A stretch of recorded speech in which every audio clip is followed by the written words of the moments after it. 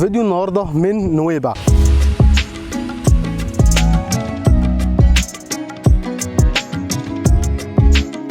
انا قاعد في حته اسمها راس شيطان. الفيديو النهارده مختلف شويه لاني انا قاعد على البحر المباشر وقاعد في كامب لاول مره في حياتي اقعد فيه اللي هو بالبوص، وهخش افرجكم على الكامب دلوقتي. الكامب اللي انا قاعد فيه اسمه سندس كامب. بصراحه من الاماكن اللي انا انبسطت فيها جدا ومبسوط ان انا قاعد هنا، والناس هنا في قمه الاخلاق والاحترام جدا. فهخش اوريكم الكامب. وبصراحه حاجات كتير جدا كانت بتتسال لي في الكومنتات سواء على فيسبوك او على انستجرام، قول لنا اسعار. فهو في فيديو النهارده الفيديو الاول ليا ان انا هبدا اقول اسعار.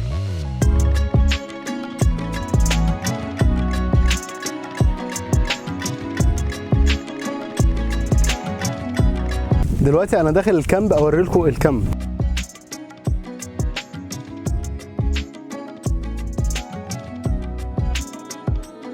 ديت الغرفه، هي بصراحه غرفه انا شايف ان هي كويسه، متواضعه بس كويسه يعني.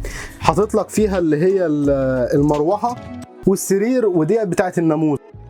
نفسي اجرب الحياه ديت اللي هي الحياه البدائيه البسيطه بتاعت اهل سينا، الناس اللي زي العسل. فهي ديت الاوضه. السلام الله وبركاته. بس اوضه جميله جدا متواضعه، حاجه زي الفل كده. طبعا وجبه الفطار شغل عالي قوي.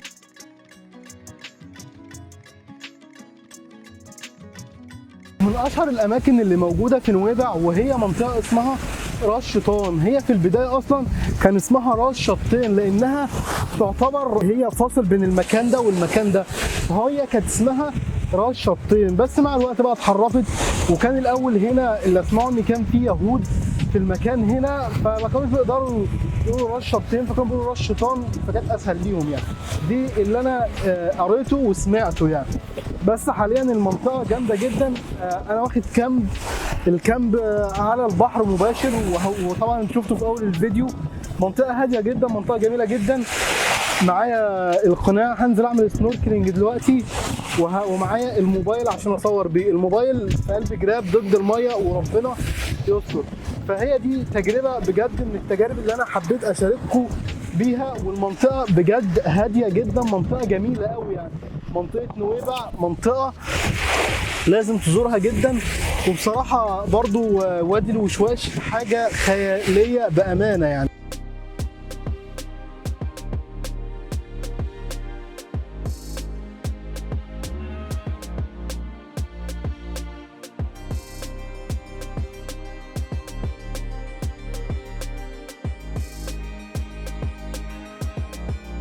من امتع الاماكن اللي لازم تزورها في نويبع وهو مكان اسمه وادي الوشواشي. وادي الوشواشي هو يعتبر من افضل الاماكن اللي موجوده في نويبع، بس للاسف المكان ده بتحتاج انك بتمشي حوالي 40 دقيقه في وسط جبال كده زي اللي انا ماشي فيها دي دلوقتي. الجبال دي بتمشي حوالي 40 دقيقه، وبعد كده بتوصل للمنطقه اللي هي فيها الميه العذبه اللي بتنزل من المطر. حاجه روعه جدا يعني. فيا ريت تكمل الفيديو للاخر. اشترك في القناه ولا اشترك في القناه، وشوفوا بقى ايه الفيو ده كده وانا ماشي.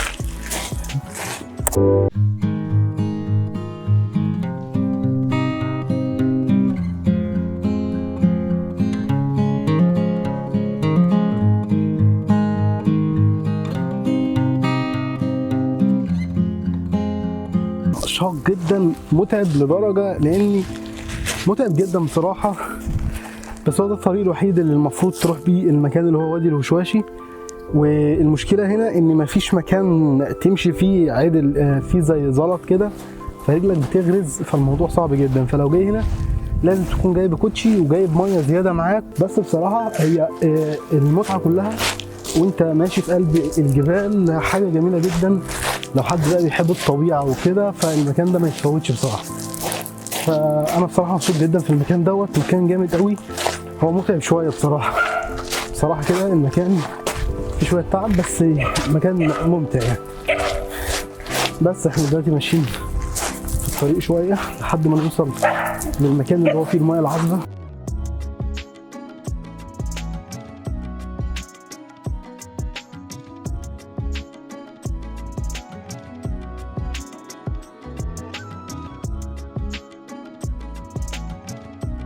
مصطفى ده الجايد بتاعنا دوت، الراجل دليل الرحله. المكان اللي احنا فيه اسمه ايه يا مصطفى؟ وشواشي. وادي الوشواشي.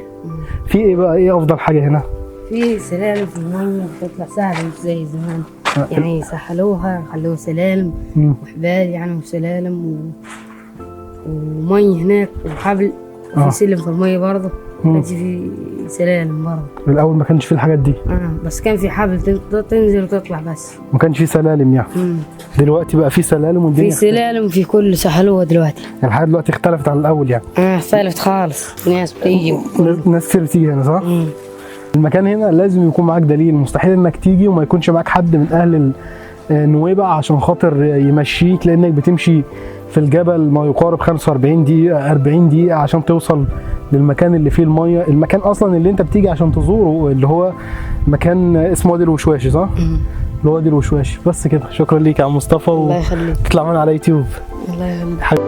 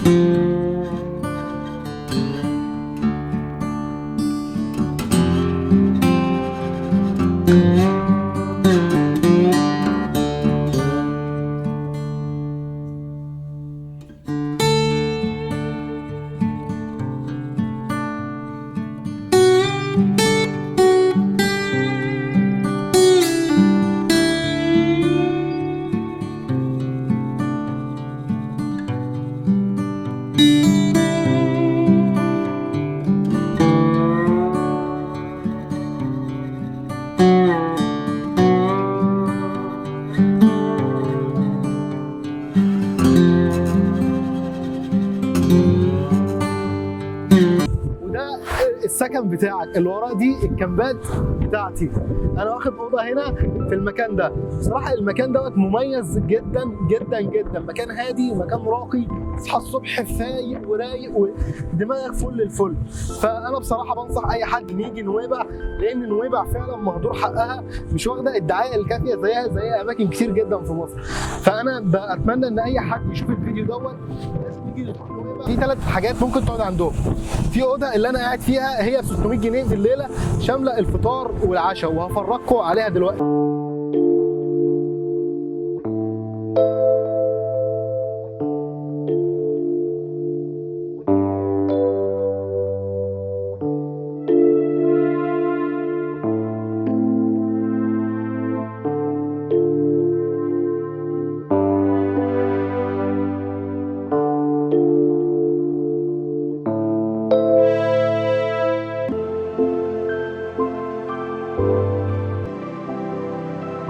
يقول لهم اعملوا اشتراك في القناه. اشترك في القناه. اشترك